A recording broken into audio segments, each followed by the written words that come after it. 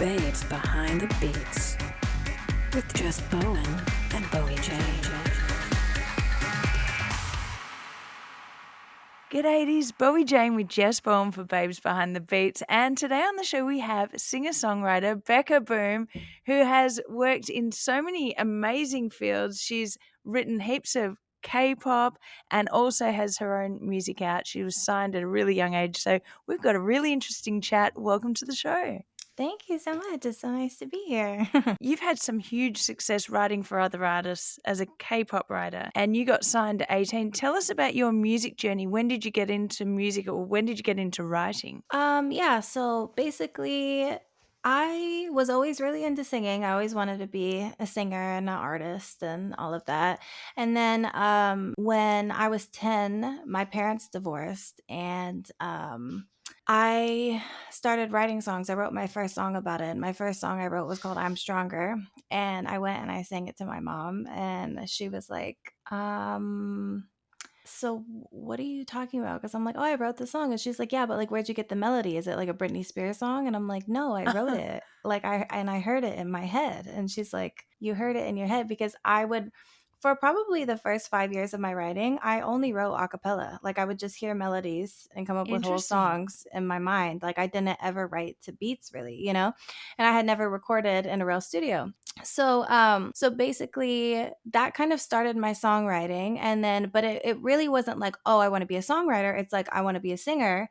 And I was over here thinking that Beyonce was writing Bootylicious, and like all my favorite artists, like I'm thinking Destiny's Child is like writing all their stuff, and Christina is writing all her stuff, and so I really had no idea that there was this separate side of music, which was like songwriters that aren't artists that just write songs, until I got more into the industry when I was like 15, 16. And basically, I started doing like YouTube videos where I would like remix, like I remixed like Heart in the Paint by Waka Flocka, and I did like all singing and like my own song over it. And I did a Fergalicious remix, and I did a Pretty Boy Swag remix. I did Pretty Girl Swag, and it got like, and this is when I'm like 14 or 15. I'm gross. I Wow. have braces. I'm like a huge chub and just like so nerdy with like the most dirty room background behind me in all of my videos. But actually, like my Pretty Girl Swag video got like over 20,000 views like within a couple days of like, and just Wow. like generically, like I don't know how it happened.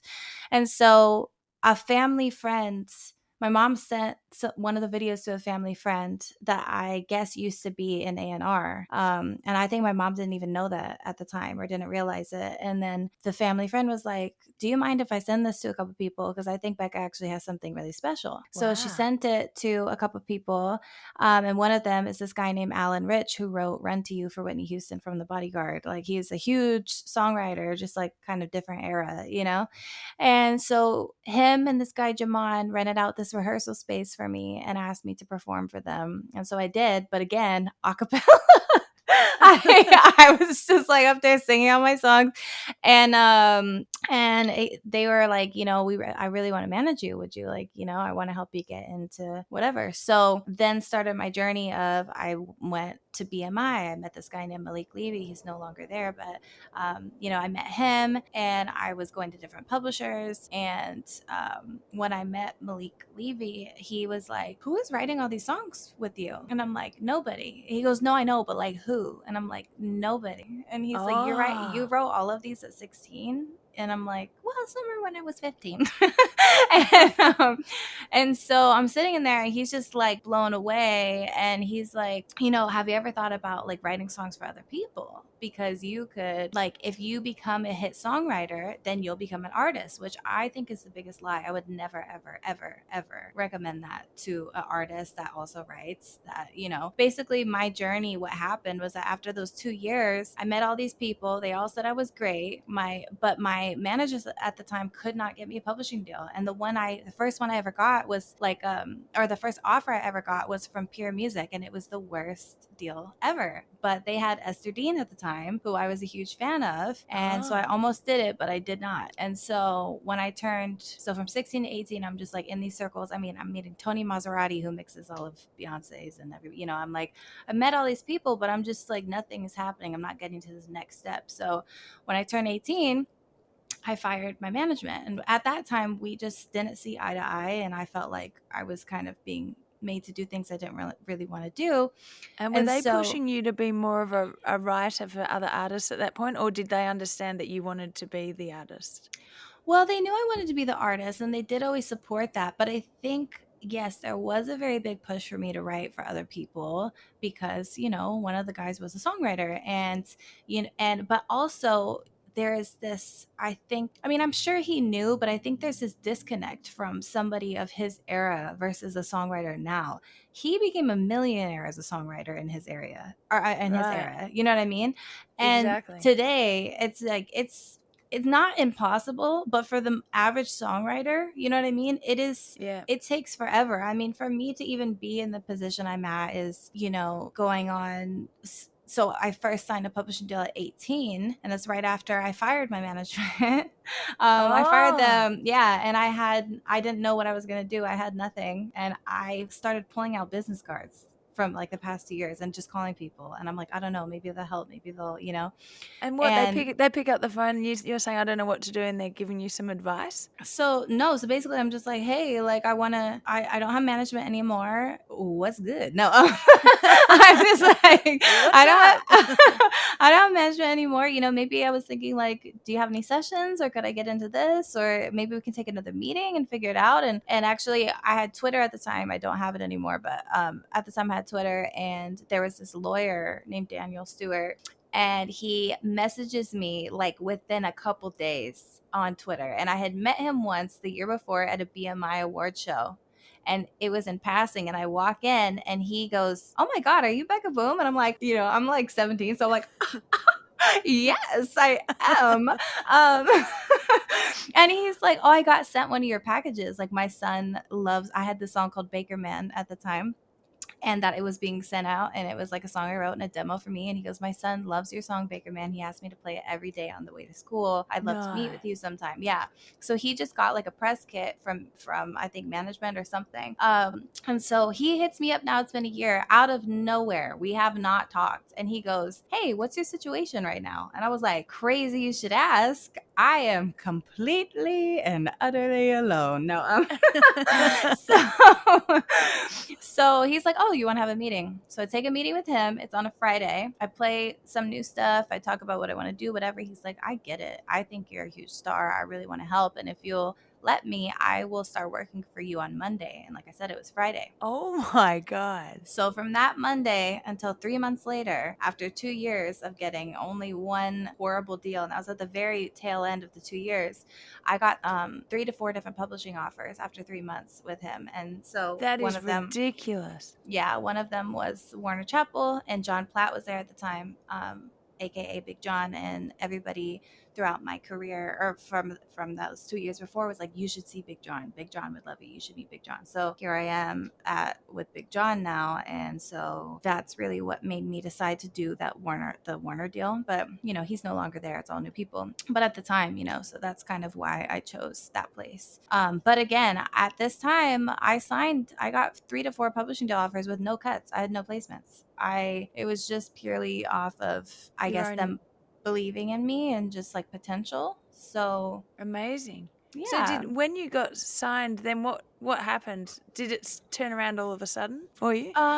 So okay, so when I got signed, there was kind of two people involved, and there was a woman involved, and she was kind of like, "Hey John, let me have this one," type of thing. But I really wanted John to be my day-to-day, but still I was kind of more with this woman.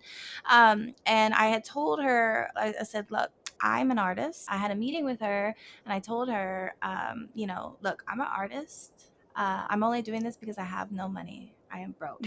And so when I go to do my artist thing, don't be mad, because I want to pursue that. And also when I signed, it was like, oh, I'm gonna get you a bunch of, like, John had told me, oh, I'm gonna get you a bunch of placements in the next 3 months. Like, watch, like you're about to be one of the biggest writers, right? Yeah. So that's not exactly what happened. um, my first 6 months there, I went from no placements to I had an R. Kelly cut, and then I had the Jessica Mauboy's Pop a Bottle. I wrote that song. Oh, So wow. yeah, Awesome. and I worked with her, and she was amazing. I still one of my favorite artists. And yeah, so that happened. But then, I got those cuts, and it was like, well, I mean, yeah, you got a number one in Australia, but it's not like it's America. Like, nobody cares, Yeah. that's how I was like talked to. And then, Yeah. I'm thinking R. Kelly at the time, which is before anything happened. And I was only 18, so thank God I never met him in real life. But I think I had Yeah. just turned 18. And so, but yeah, then I do that, and it's like, okay, well, it's not like a top 40, and it's not this, and it's not that. And so it was like anything I did just didn't matter. But I was like worked to death the first year. Like, I would do 2 to 3 sessions, or I would do like 2 sessions and 3 meetings every single day. And I lived two Whoa. hours away from LA. So I had to drive, and my publisher would not pay for a hotel for me to stay at for all these sessions. So I would have to drive there and drive back. So I would probably do like 8 hours of driving, because from my house to the studio, then to the next meeting, then to the next meeting, then to the Oh next my studio, and then back home. gosh. So I was getting like 2 to 3 hours of sleep. And sometimes I would literally sleep on like studio couches or floors, Yeah. and so I was just like working, working, working. I did probably like 400 to 500 songs my first year. Like, I wrote, That's incredible. I just they weren't getting them placed, and Quick other question, because you said you were, I guess you're coming out with this top line, the melody right. mostly beforehand. Did you Mhm. start working with people who were writing the chords underneath, or did you start doing that yourself as well in these early days? Um, so actually it went from me writing totally a cappella to getting sent tracks. And so then I had a whole track, and then I would just write Uh-huh. on top of that. And Yeah, then sure. and then for my first sessions, I would do some stuff from scratch sometimes. So there would just be me and a guy, and he's on the piano, and he'd come up with some chords, and then I would sing a melody, and then the Cool. whole song would progress from there. So and Wow, then so 500 songs you've written, yeah. and Well, no, then I mean, yeah, at that I point, mean, at the who time. knows Yeah. by now? Now Um, now it's 500,000. yeah. But yeah, so I like wrote all these songs. Some of them were like really great, and yeah, and like nothing was really happening. And basically the woman that was kind of like my day-to-day main person, let's just like, okay, it did not end well. And after that first year of doing any and everything, I realized that, other people, they were getting at least a day off, or they were getting this and that, and I was so young and Oh. naive that I was like, oh, I want them to be happy and proud that they signed me. So I'm doing any and everything, jumping through all these hoops. And then one day I was driving home, and I fell asleep at the wheel of my car, and I like woke up like seconds to driving into a median, and I woke up just in time, and I like swerved, and it scared the shit out of me. And so I like let her know, hey, this happened. I really like would love to get, like, could I please get maybe one day off, and it went from, me being like the chosen one that was all, great and everything, to, oh, are you not happy with what we've been doing for you? And like totally flipped it on me like it was my fault. And the second I wasn't willing to do any and everything she said, she totally changed on me and started bad mouthing me and talking about me behind my back to people, and even sending me to sessions, telling people that for sessions she set up for me, telling them that I'm difficult to work with and I don't get along with women. Yes. I think she was So trying to make you crack, and then when you did, she was like, "Oh, well, yeah. that's terrible." Yeah. So basically, I just started standing up for myself for once. And I was respectful the whole time, but so then once that happened, once I wasn't in her good graces, then basically I had no relationship with my publisher for years. Like, it just, because there's all new people, it just got rekindled like maybe 2 years ago. So I didn't speak to my publisher for 6 years. Oh, And yeah, but you're still and on their you were still but on I their had to books, or be. Yeah, I had to be because I signed a really terrible deal at the time. But at the time, it was the wow. best one offered, but so I didn't realize how terrible it was until I got more in the industry and realized, oh my God, I will never get out of this deal. Because I signed to MDRC, which they don't really do anymore. And if they do, they're terrible people. Like if you sign to MDRC today, in 2022, I'm so sorry. That is like the worst deal ever. So And for our basic listeners who may not know what that is, do you want to describe it? So an MDRC deal is okay. It's basically like I was talking about the manager before in his era where you could become a millionaire because there was physical sales, there was physical copies, there was albums and records and tapes and all this stuff. So you would get a lot of money off of that. But now there's just all these streaming websites, which is Spotify, Apple Music, whatever. And until recently, we just got a bump in what will be paid from them, but like we were getting like paid less than a penny per stream. So you could go, I mean, there's people that you could get 1 million streams and make like $10. You know what I Yeah, mean? Or make like a hundred which is dollars. Like it's it's like just crazy. so I, as someone that's has songs that have over billions of views, like that's great. I love it. But that billions of views doesn't translate to money, but Yeah, before it would have. So, yeah, so songwriters previously benefited off MDRCs because there was physical sales. But today, to require MDRC, and also the way that mine was set up was it was an 8-song MDRC. So if you understand splits, songwriters can only get at maximum 50% of a split. So I would have to write 16 songs totally by myself, which is doable. But in music industry, it's like, a lot of times you do have to work with other people or get in with, yeah. certain different crews. And then sometimes artists will take percentages, so I would have to write 16 songs, 50% each, and like all by myself. And they had to be on albums. Singles didn't count, and international did not count. Like mine was No. so messed up. Yeah. So basically, the only thing that I had counting for years was that 16 point. I had like 16 point something percent from R. Kelly because I got screwed in percentages from him and the other songwriter. But yeah, so Oh, that's all I had for like 6-7 years. wow. Because all my Blackpink didn't count. And I had like number Oh, ones in Denmark with Lucas Graham and Brandon Beal and Christopher and all these people that didn't count. Like everything I oh was my doing didn't count. God. Yeah. So there's this I mean, for me, like when even with the Jessica thing, right? I was like, oh my God, like I've never even been to Australia and I have a number one. Like I thought I was a shit, right? Like I was like, oh my God, like that is so much cooler than stuff happening in America. But,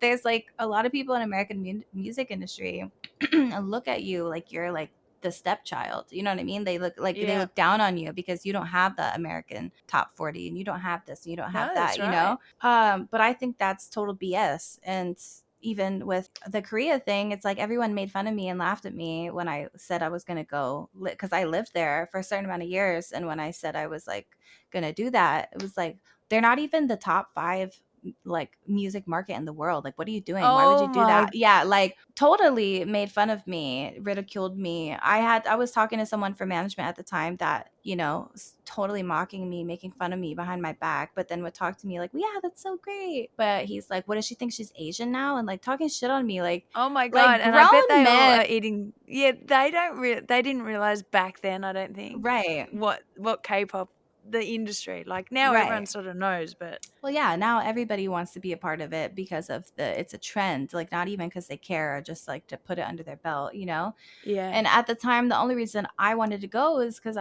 there was this group called 21 who was kind of like the Blackpink before Blackpink, and like for Korea, and there was this girl named CL in it, and I was like, she's my favorite, and I want to write for them, and Will I Am had just put out an album, and the last song was featuring 21, and the first time I saw saw them, I was like 15, and it was a related video to Jessie J Do It Like a Dude. And I clicked on it, and I started looking at all the videos, and I was like, who are these girls? Like, this is so cool. Then I got all into everything I was doing, totally forgot, went out of my brain, forgot it ever existed. And then I saw that song featuring 21, and I had like this Jimmy Neutron brain blast of like, are those the girls? Like, and I just remembered them instantly. And so I went and I typed it in on Google, and I saw the same song, the Clap Your Hands song, and I was like, that's them. And so my mind was like, well, if will.i.am can write for them, I want to write with them. And so I started going around asking if anyone knew who they were. And this one guy at Interscope named Nick Groff goes,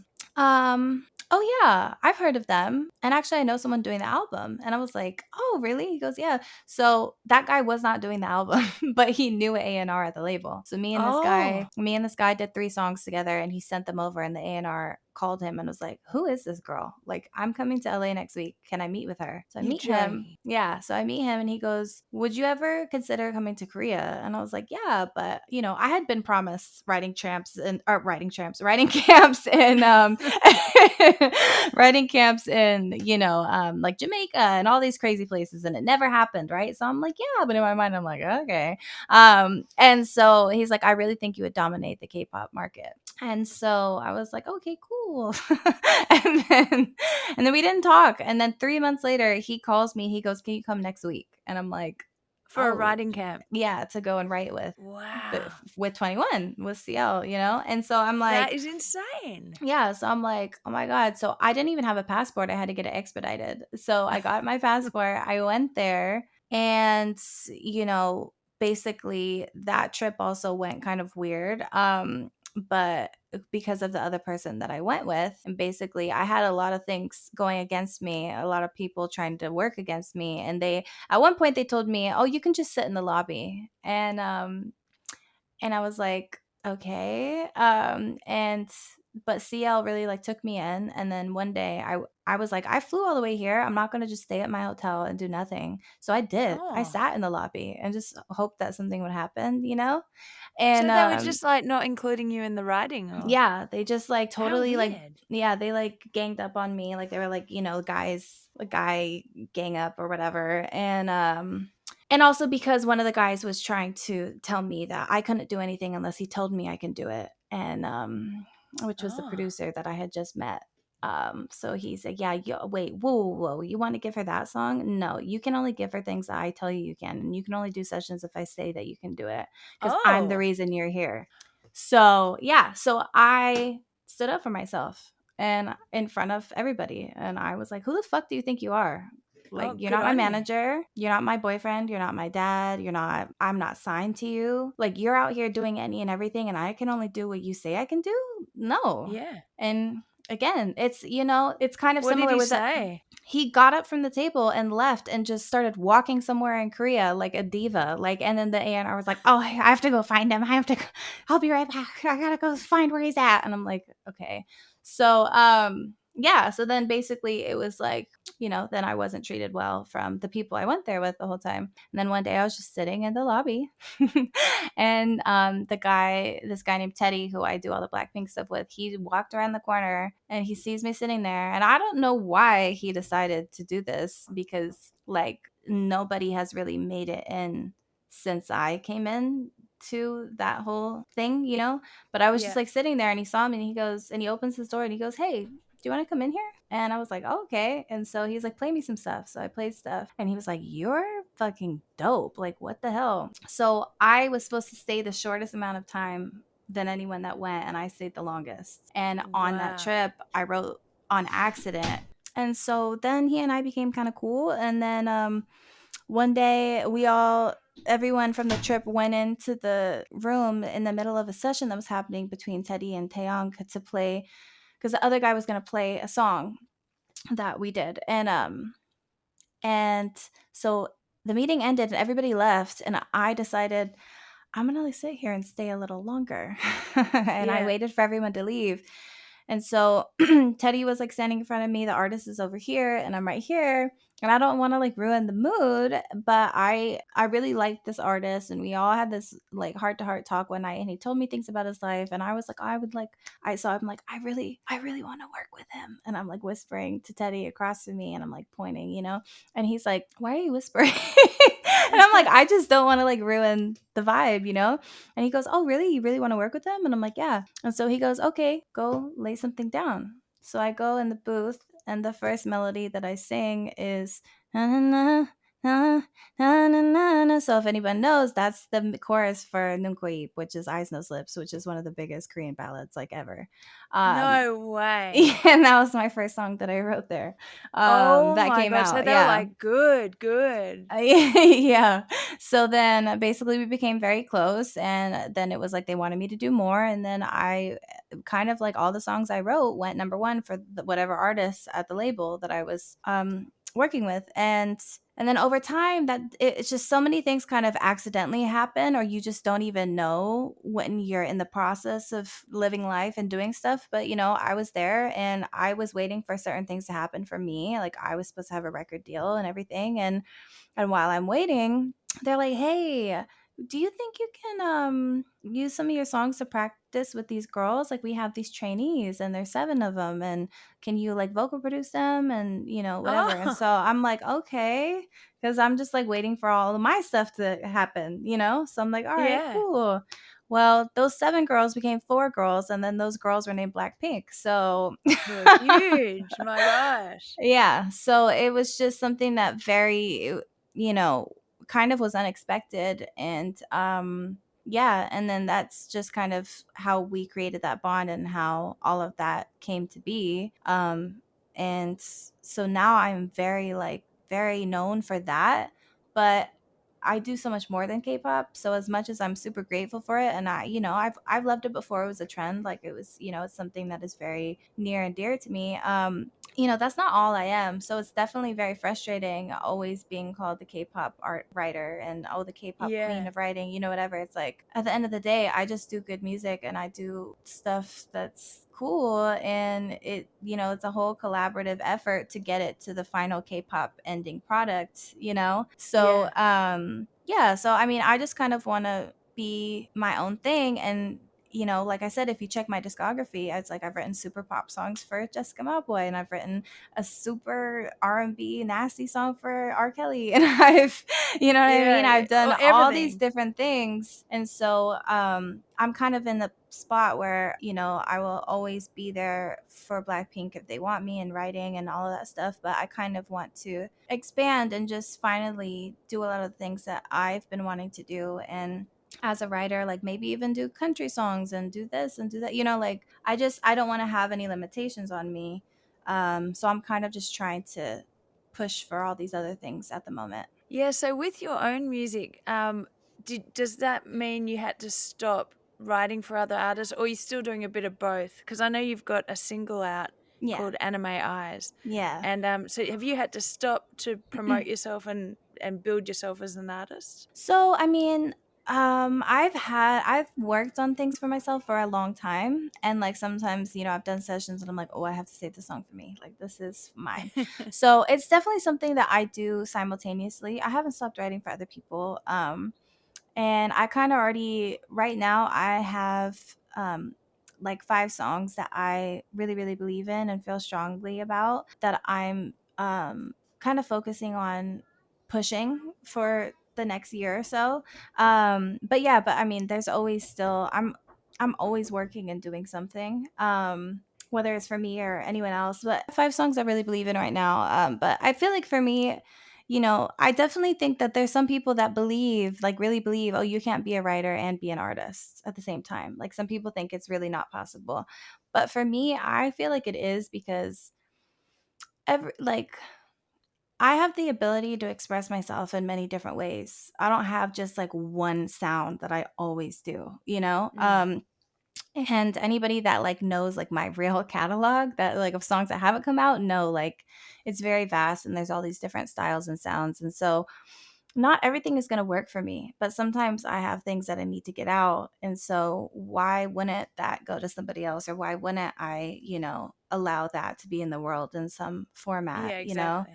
So that's why it's like writing will never be like, as far as writing for other people, it will never be off limits. Yeah. But I definitely do get the most joy and fulfillment when I write for myself, because I get to say what I want to say, and sometimes I'll say things other people won't say, and like, but I Yeah. want to say it in that way. I don't want to change it to make it like, No, that's right. yeah. So what's your strategy for the release then? Because it's always interesting to hear if you're not signed to a label, right? Yeah, no, I'm For your independent.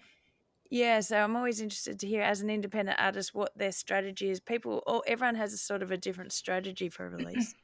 Well, I mean, it's one of those things where all you can do is just try to put yourself out there. It's like, I I've been doing interviews and talking with people, and um I've been working on a video that I've been waiting to put out, so to do like a second bigger push, but just kind of doing promotions on social media, putting the song out, trying to get a playlist, doing interviews.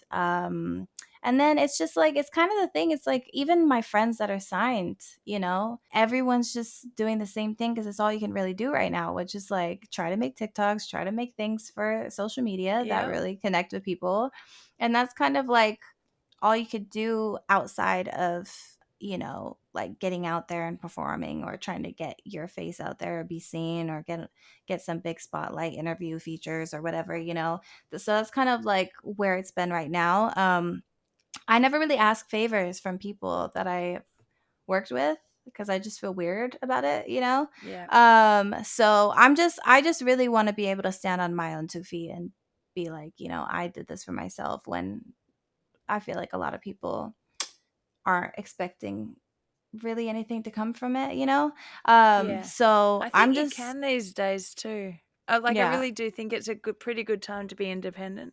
right, Like people always go, "Oh, it's good to be independent because you're not signed." And I always thought, "Yeah, but you don't have the money for being on a billboard or whatever." But right, now it's like getting on playlists. Again, that might be if you know people, but I right. think there's a good opportunity as an independent artist now.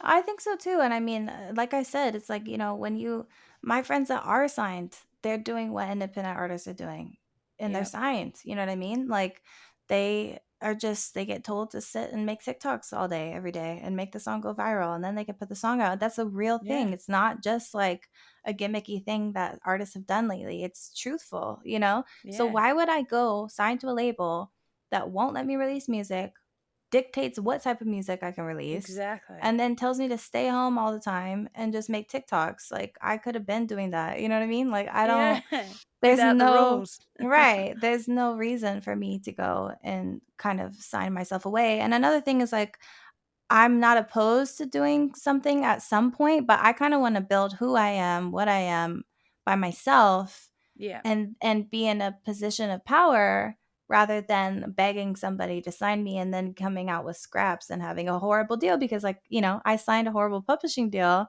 which Yeah. I no longer have that same deal.